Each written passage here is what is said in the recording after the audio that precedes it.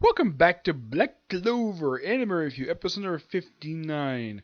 This I'm viewing the 108th of the anime Battlefield Dancer and the 227th chapter of the manga, The All-Knowing Princess. Yeah, despite the fact, this is basically Shonen Jump, basically their translated title for it. The original translated was the Omnipotent Princess. I'm not sure why they changed it for, it's particularly very weird.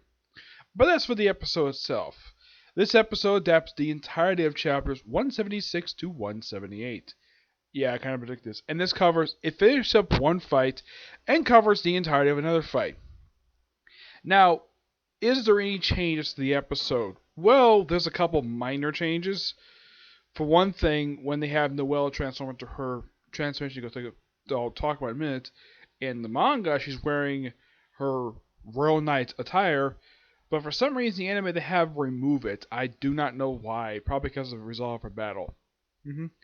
Episode picks up relaxed where the episode left off, with him still basically inside the space. So Noelle's got to figure out a way to get him out of the thing. Okay, fine. So they try many different things. They try Sea Dragon. Well, they try a few different moves like Sea Dragon's Roar. Doesn't really work very well. It's like so. Noelle basically has Nozel basically protect their siblings. Or she goes on a rampage. And it does break the spell briefly. Though it doesn't break in the windows. Though Kevin, that's the name of the elf who is possessing this female golden dawn member. By the way, the female golden member knows nothing about this elf. She has no say in basically what goes on here. So it's apparent. So Nozel uses his ability to sort of in a way knock her out, but all he does is knock off her glasses. Yep. Then, I think it went, nope. And then she creates another one, basically destroying the roof of this room and, well, all the walls.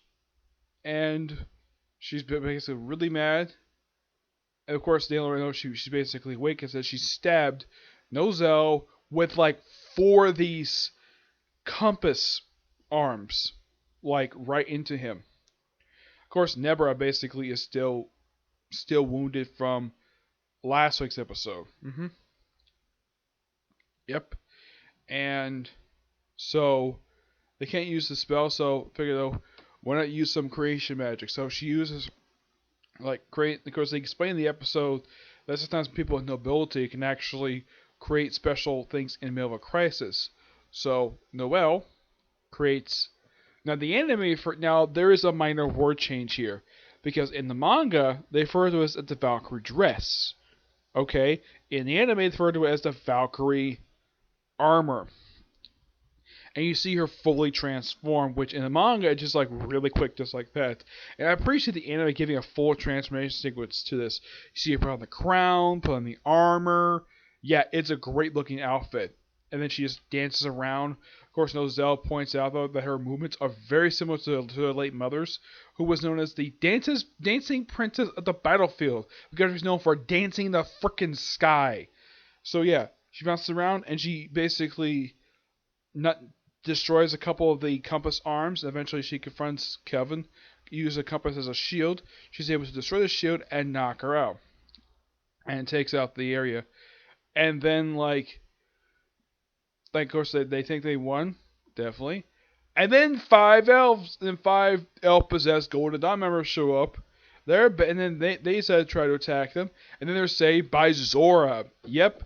Of course, Noelle is like, what? Of course, he doesn't ask officers like, where the heck have you been all this time?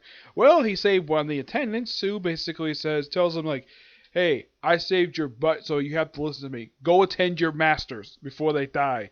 So basically, he puts Nozel in this big bubble bath to heal him up. So he tells Sawa to bring over Nebra. Of course, he doesn't because he's very hesitant. And of course, Zebra basically chastises him for how much of a terrible person he can be. So then they have Nozel. Of course, it's revealed in the flashback that the water ability that Nebra, Solid, and Noelle got, they all got from her father, which they don't mention him in the series at all. It's like he's very rarely brought up. I don't know what the heck he looks like. And it turns out Nozel's silver power actually comes from his mother. Interesting. Yes, and of course the flashback is him basically when he started his time as when he became a magical knight with the grimoire, and of course he was basically asked by his mother to protect his siblings, and he also before his battle he also took time to before Noelle basically puts on her Valkyrie armor. He does apologize to her, probably for all his rudeness he basically gave to her over the years, but the reason is because he was trying to protect her. But he didn't realize that she become this strong with being the Black Bulls. Of course, revealed in the flashback when you see Nozel, Nebra, and Sawa just walking through the hallway, and of course, this is basically probably taking place. This is my personal guess. I think like just after the opening, like when you first see Noelle in the series, like when she's basically sitting at her house and she's the wonderfully painted painting of her late mother. And he says, "You're joining the Black Bulls. Matters have been settled. Get over it." Yeah, and of course, everybody's like, "What? The worst of the worst?" They're like, why not?" So, of course, he realized though she becomes this strong, and that's when he apologized to her. And then, of course, when we have to get the actual battle itself, yeah, I had to bring it up because otherwise, though, people would basically leave comments below if I didn't bring that little thing about Nozel in this episode. Yes, I'm kind of going a little bit out of order at this point, but basically the stuff I mentioned basically happened in the episode. And of course, Zora basically used his magic. Apparently, he took time to set a bunch of traps. It says used to act of the cowardly reveals all of his traps against the other elves, and Nozel uses his soul ability to basically cover up his wounds, probably so he can move, despite the fact he's been stabbed like 5 times.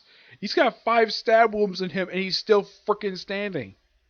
No wonder why he's a magical knight captain, because he's a freaking badass.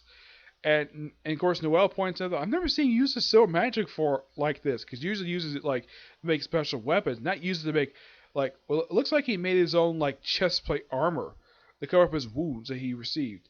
He didn't put one on his arm, his shoulder per se. No, it's mostly on his chest and I think on his back, but not his arms. Nope. So thanks to the combined might of Zora, Nozel, and Noelle, they defeat these 5 elves really easily thanks to a combination of trap magic, silver magic, and water magic. Yeah, and this is all accomplished in a matter of about 5 minutes.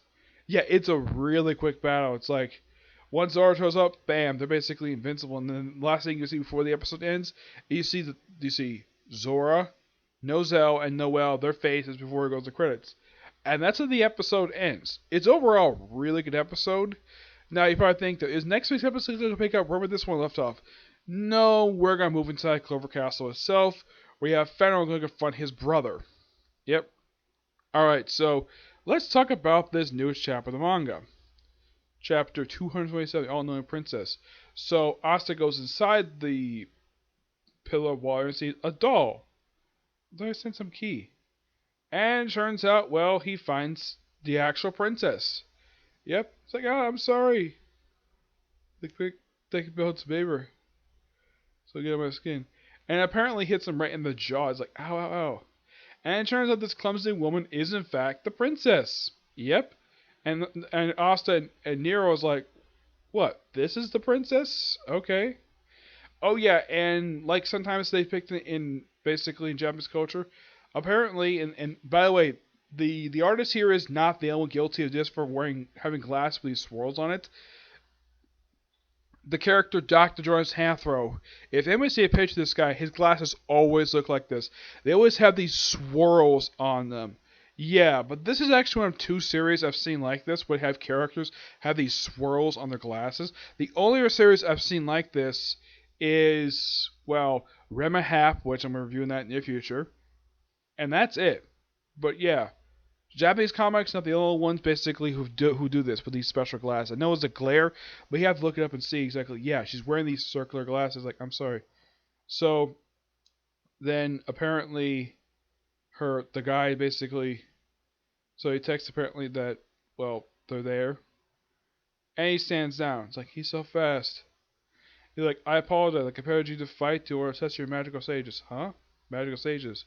That stage 8, 9, 10 thing. We're smaller than it actually is. That's right. Mages with not with numbers would fight the magic. Sometimes dozens of people band together. It's not much time on the mage. And of course, they explain the whole detail of the whole magical sages thing. It's something for the Heart Kingdom, basically how they do it. And the enemies of no one lower than the stage who would keep up with it. A devil, that's right. We came to on the trail of this huge curse signal that might be working for the devil. Do you know anything about it? There he goes again, just winding in. Oh, and the guy's prison. How did they? Sorry, there's no way to tell you about it. Oh, that's me. I got cursed by a devil. If things stay like this, I only got a year left to live. Huh? What? What? What? And it goes like the watersman's like, what? Why'd you tell him? Honestly, what would we do with you? Yes, that's right. We brought you here. Measure your powers. Air fate, Melancholy, demon who cursed. Leprechaun, I think it's pronounced his name. You have first image map, don't you? Citizens of Clover, join us in. What's the matter? I forgot to water the patrons. What? We're having more conversation. Like, what? It's so funny. Yeah, this is typical, basically. Even Japanese, even American cartoons do this too. Where it's like, we'll have to say something like, oh crap. It's like something else. It'll just collapse.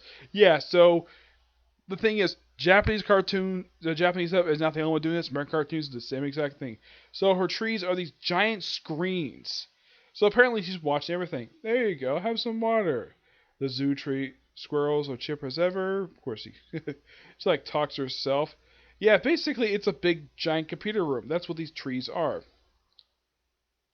Oh, I'm onto the whole forest the whole time. Now, but change something proper, would you? The current princess inherited nearly all of the power of the priestess. The all-knowing priestess, guardian deity of the beautiful Heart Kingdom. There's no one like you, and certainly we can't afford to lose to a devil's curse. See, there you see, you're lovely when you make an effort. It's hard to move, huh? It's like, why? Yep. And then we cut to, like, unbelievable part of the curse. It's just me. Magicon's in that country. Then we cut to the Diamond Country. We see Magda, Locke, and Vanessa. We come to scout the Diamond Kingdom just in case, but this is apparently like a lot of the generals have been defeated by a guy from the Spade Kingdom. Yes, so all these diamond soldiers fought by himself. Some of these guys are tough as captains too. Don't get weird ideas, look.